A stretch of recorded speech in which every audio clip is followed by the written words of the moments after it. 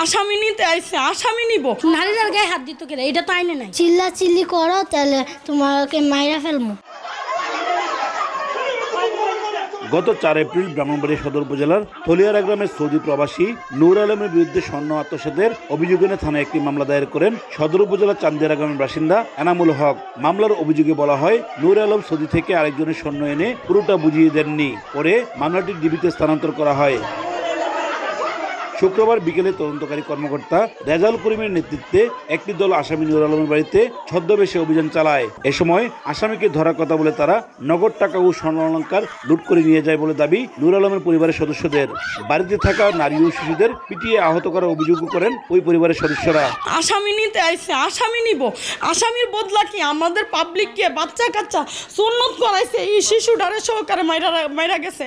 আমার মেয়ে নূর আলমের মেয়েরে সহকারে দেন এই বাচ্চা দিকে দিছে, বাচ্চার মাথার মধ্যে ডিবি পিস্তল দিয়ে আঘাত করছে। পুরুষরা এসে নারীর গায়ে, সে সত্য ডিবি হোক বা পুলিশ হোক, নারীদের গায়ে হাত দিত কেন? এটা তো আইনে নাই। গলার ধাক্কা দিছে, তারপরে এদিক দিয়ে হাবলাদ আমার নেকলেস নিয়ে গেছে। বলছে তুমি যদি বেশি চিল্লা চিল্লি করো তাহলে তোমাকে মাইরা ফেলবো। ডিবি আমাদেরকে সাথে এই ধরনের লুকান না, এই ধরনের অত্যাচার নারীদের প্রতি করতেই পারে না। এটার জন্য আমরা বিচার চাই। তদন্ত স্বার্থে যেতেই পারে, বাদী বিবাদী দুই পক্ষে খবর দেওয়া যেতে পারে।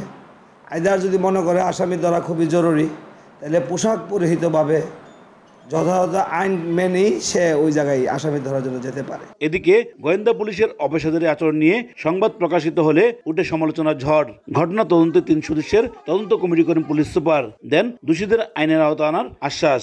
অফিসার যদি সেখানে কোনো অন্যায় করে থাকে, সেখানে সে অসৌজন্যমূলক আচরণ করে থাকে, আইনের ব্যত্যয় করে থাকে, অবৈধভাবে সে শক্তি প্রয়োগ করে থাকে, তাহলে তার বিরুদ্ধে অবশ্যই আইনগত ব্যবস্থা নেওয়া। ঘটনার পর থেকে পলাতক রয়েছে আসামি নূরে আলম। উজ্জ্বল চক্রবর্তী, সময় সংবাদ, ব্রাহ্মণবাড়িয়া।